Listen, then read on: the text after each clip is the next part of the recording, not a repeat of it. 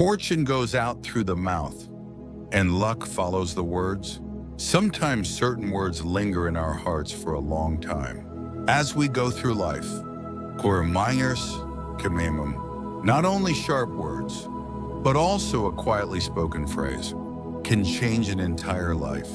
You're doing well, it's okay. It's not your fault. Sometimes a short phrase can provide deeper comfort than any help. On the contrary, a careless remark can distance long-standing relationships and even cut off one's own fortune.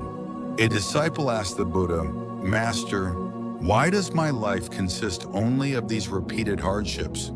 At that time, the Buddha spoke briefly, pointing silently to his mouth. "Your mouth is releasing all your blessings.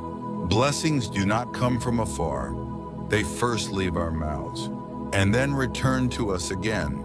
That means that every word we carelessly utter can either bring blessings or cause us to miss them. We often wish for blessings, but we do not create a space for them to stay. That space is precisely the place created by the words we accumulate every day. Natural interchange begins with this realization. My words were my fate from that moment on. A person starts to choose their words, and in choosing words, they begin to look into their own heart. Words are not just sounds, they are a way for the flow of the heart to be revealed. Gentle words come from a gentle heart, while harsh words flow from a rough mind, and fate begins to slowly change direction.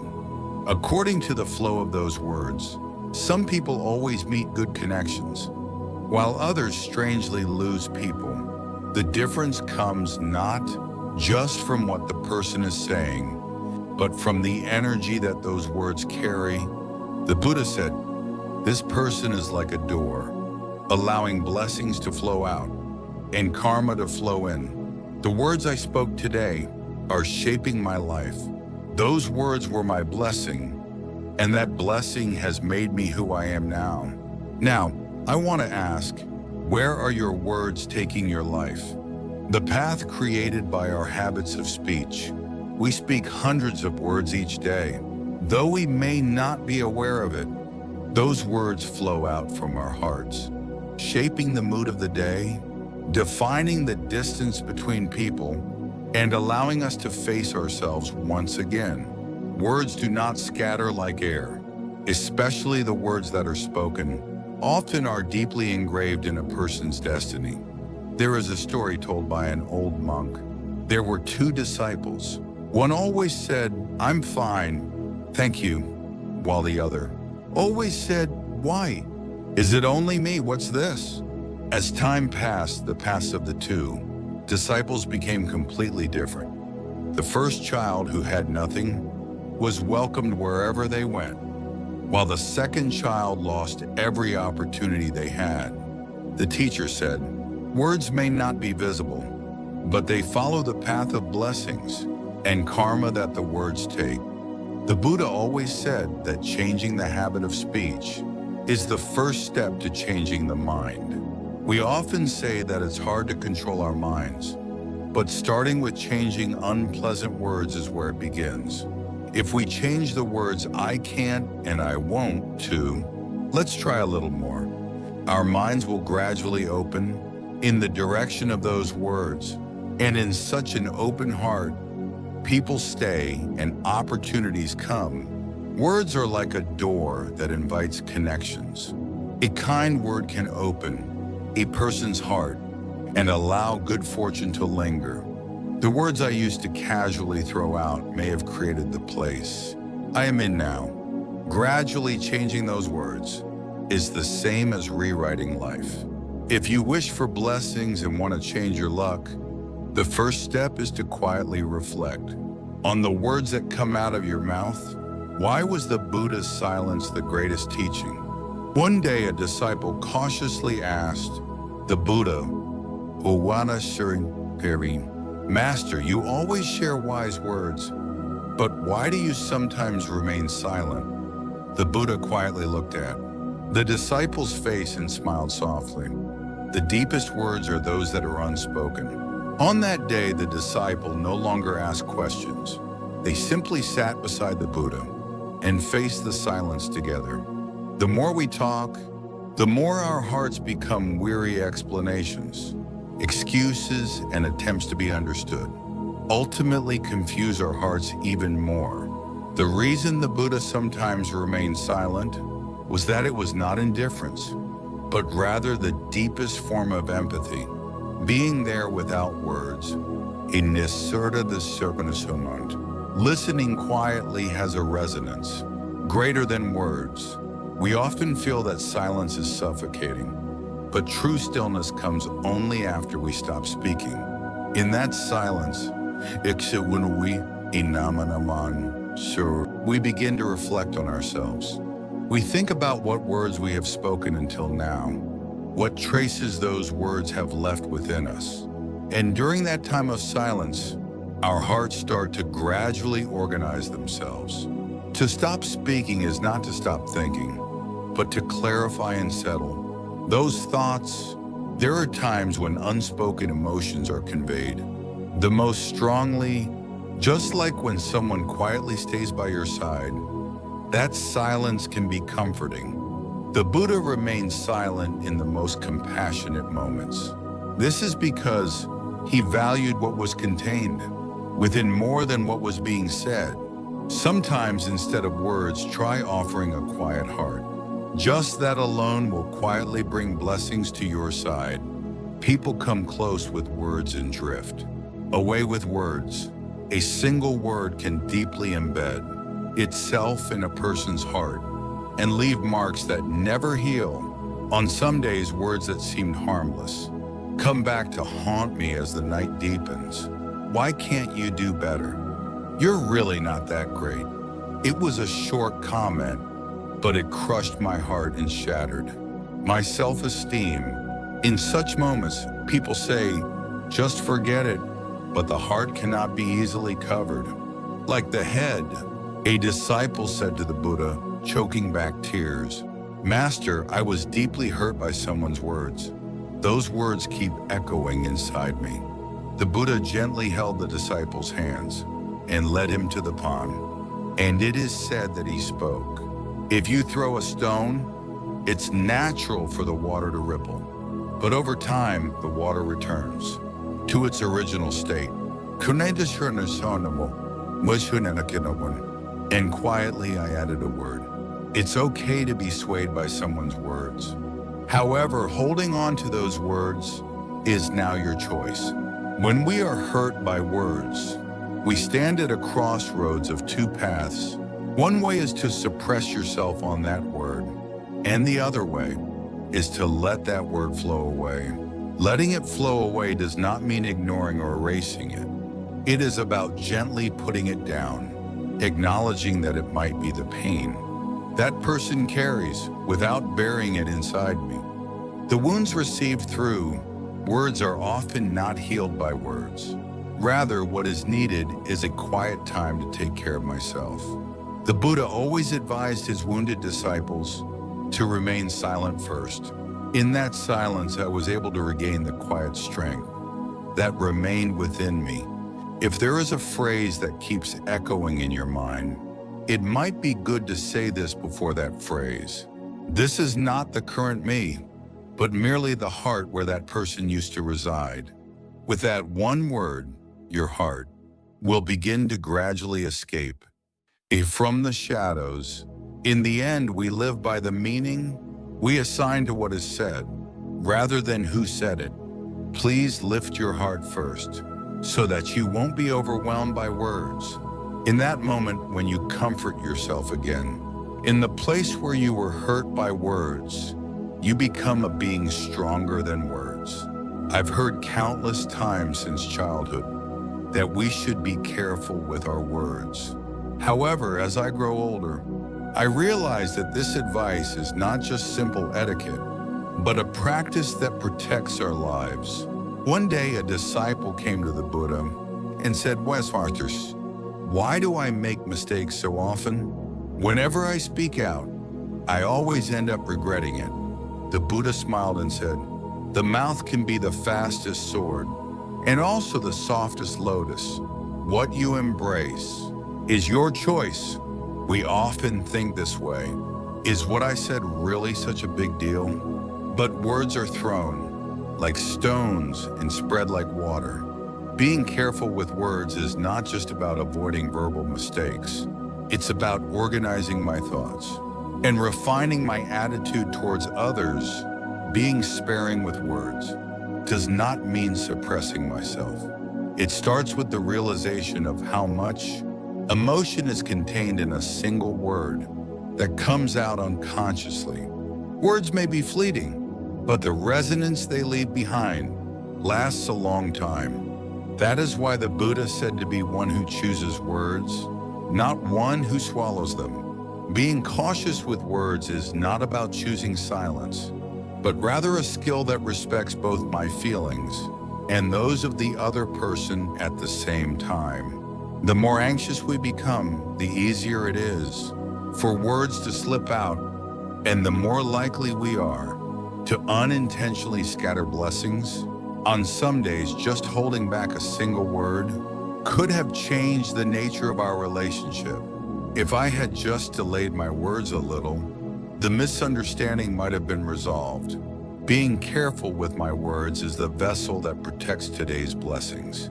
It is not about lowering myself, but rather remembering that the words I hold can help me and my life remain less shaken. If today becomes a day of opening my heart instead of closing my mouth, then within that day, blessings, connections, and destinies will quietly find a place to settle. The mouth is the door of the body, and words are the shadows of the heart. As we live, we often encounter people who speak carelessly. There are those who respond with sarcasm and throw hurtful words without a second thought, even when we have only greeted them. When we face such people, we come to a fork in the road. To confront them together or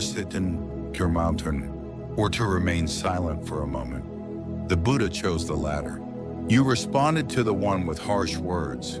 With a quieter calm, a disciple said, "Master, why is that person so rude? Even if they get angry and hurt others, they don't realize what they have done." The Buddha quietly said this. That person just doesn't know yet that their words are their karma. That profession will someday become the shadow of one's life and follow them. Rude words are thrown at others, but they also leave a mark on the speaker's own life. Words are not like perfume that can be sprayed. Rather, they linger and remain with the one who uttered them, like smoke. So when you encounter a rude person, don't be swayed by their words quietly. Reflect on the direction of the karma. Those words are pointing towards a that person is currently building their own karma. You don't need to be affected by those words. Pass by that place quietly. Just as your words become your blessings, his words will follow his life. In the end, words return to oneself, and a heart that keeps its word will protect one's entire life. Silent words. The energy of the heart. Some people feel at ease just by being near, even if they don't say much. There are those who feel their hearts relax simply by being present, regardless of what that person said. There were many such people even beside the Buddha. He spoke little and his gaze was calm, but his fellow practitioners were the first to seek him out. Just walking with that person for a moment lightens my heart. I wonder why. It's because he didn't just speak warm words. He carried a warm energy. We often try to comfort someone with words, but in reality, the greatest comfort comes from the heart that exists before words. Rude people have sharp words. They are always on guard, aiming at something, and there is no pause in their speech. In contrast, a person with a calm heart shares blessings just by being present, without needing to say much. That blessing is not spread by words, but conveyed through the resolution of the heart. The energy that is communicated without words is the true blessing. A disciple asked, "Master, I am not good at speaking, so it's hard to socialize with people." The Buddha answered gently, "Speaking well is not about being good at it, but about resembling it. If there is warmth in your heart, people will feel that warmth, even if you remain silent. Words that keep blessings close are ultimately not just sounds from the mouth, but the resonance from the heart. Thus, some people can save others with the same words, while others can break hearts with the same words. What matters is not what you say, but the heart from which those words come." We learned late that unspoken words can resonate. The deepest words attract people, words drive people away, and ultimately, it is words that forge connections between individuals. Depending on what we say, people can become closer to us, or for some reason, they can gradually drift away. A disciple expressed this concern to the Buddha, "Master, I always seem to miss connecting with others. At first, everyone likes me, but at some point, they start to avoid me." The Buddha quietly asked his disciple, "When do you talk a lot?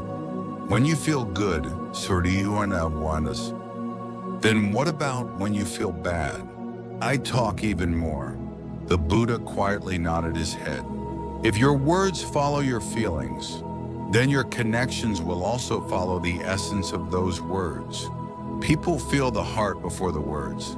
Even if the words are warm, if there is a blade within them, a person's heart is already closed. Those who call with words always have a sense of ease. Lowering the tone of my words, I first observe the other person's position. The opposite person leads with words and drives others with words. In the end, they become lonely themselves. We realize that words lead to connections only after the relationship has ended.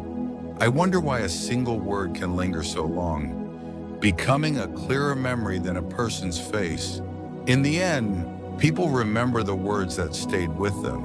Gentle words of patience or sharply, firmly thrown words. Blessings come from people, and people depart from words. I need to cultivate a habit of reflecting daily on whether my words lighten someone's day or cast a shadow on their heart. Words come out of the mouth, but a person either stays with or leaves those words. Take a moment to reflect on who you truly want to call. When someone's words irritate us, when we find ourselves in an unfair situation, or when we feel the urge to explain our position, how often can we really hold back? Restraint is not about suppressing words. It's about managing our energy. The Buddha walked silently, even on the day he received countless criticisms.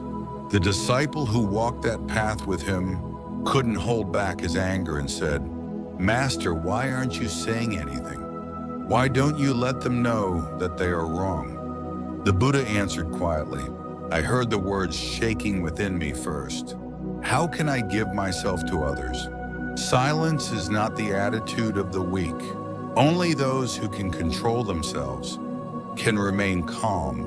Words are easy to say, but do not come back.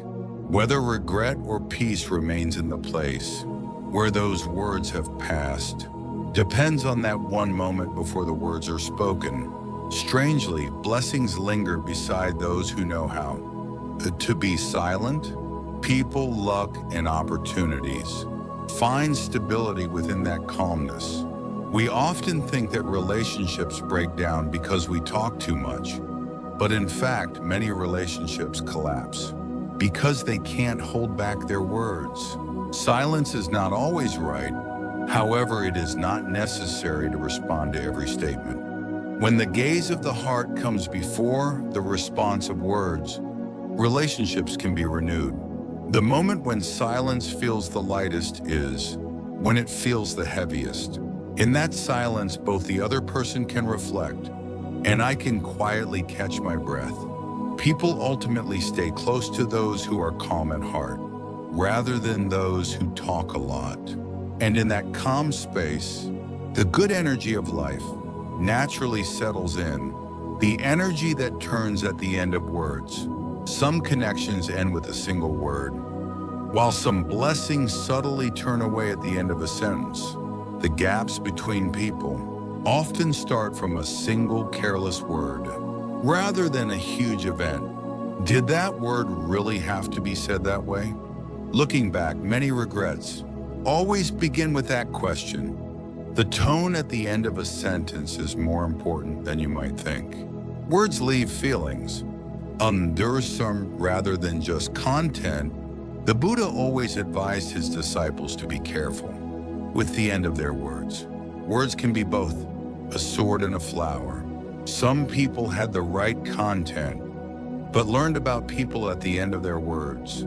Some didn't say much, but infused warmth and purity at the end of their words, saving others. Words contained warm purity at their end and saved people. Being good at speaking doesn't mean talking a lot or speaking forcefully. It's knowing how to gently conclude that end. That softness saves people and gently turns their fate. In the end, life reveals itself at the end of words. A person's character is shown in how they conclude their words, and their sincerity is revealed in the silence that follows. The same goes for the hallway. It's not that they come just because you call out loudly. They linger in the silence. Contained at the end of the words, I think about it once more. The last words I threw out, where might they be flowing now? If a person turned away at the end of those words, it might not be fate, but rather a consideration I missed. And if a person smiled again, at the end of those words, it might be a blessing I created. The moment I finish speaking, my heart is already heading somewhere. Following those words, what kind of life are you continuing at the end? Of which words right now?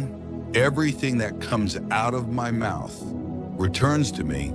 Words seem to disappear the moment they leave the mouth, but they ultimately return. After lingering in someone's heart, those words eventually bloom again in my life, just as they were. One day, a disciple who was with the Buddha said, "Master, I am now afraid to speak. I try not to make mistakes, but I always end up regretting them." The Buddha silently led him to the edge of the pond, and he touched the calm surface with his hand. He spoke while showing how the waves that spread from his fingertips slowly returned to that place. Words are like those waves. The feelings you have stirred will eventually wrap around you again. The words we let slip without thinking. Did nothing really happen? No, that's not true. Those words seep into somewhere, remain in someone's heart, and their traces lead to other words and choices, gradually changing the direction of life. On the day you offered warm words to someone, your heart may have been a little less shaken. The night I was alone after having spoken, harsh words to someone might have felt heavier. Words of the Buddha that linger in my heart. On quiet, swaying days, there are times when my heart is noisy.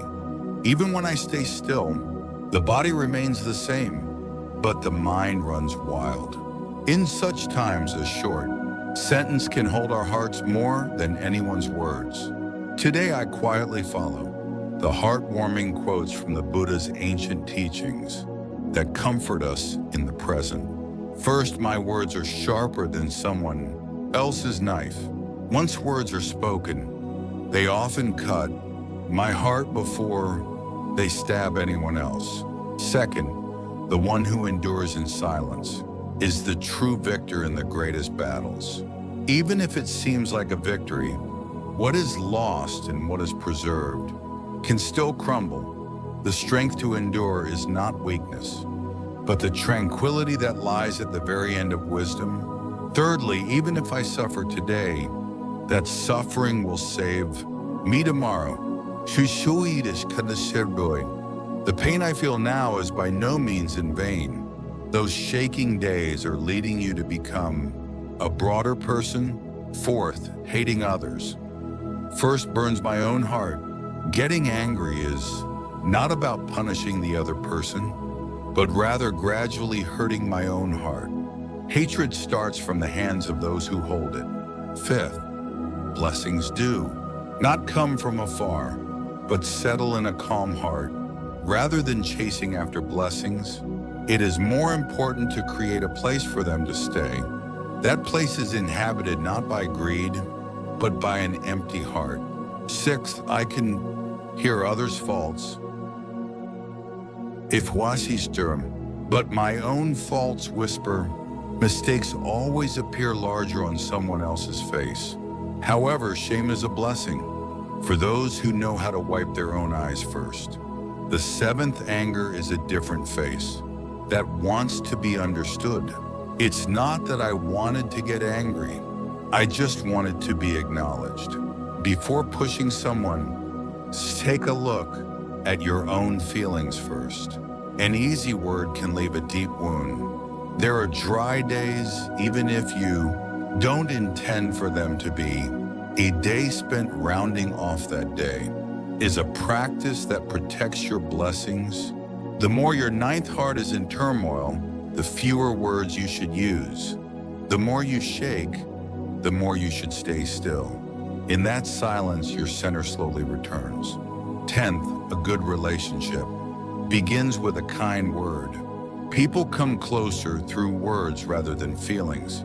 If your warmth is contained in that first word, the relationship will slowly blossom. In the end, blessings do not come simply from wishing for them. Words are carefully chosen and refined, and they slowly grow from the heart of the person who holds them. And that heart meets the world through the mouth, and then returns to me.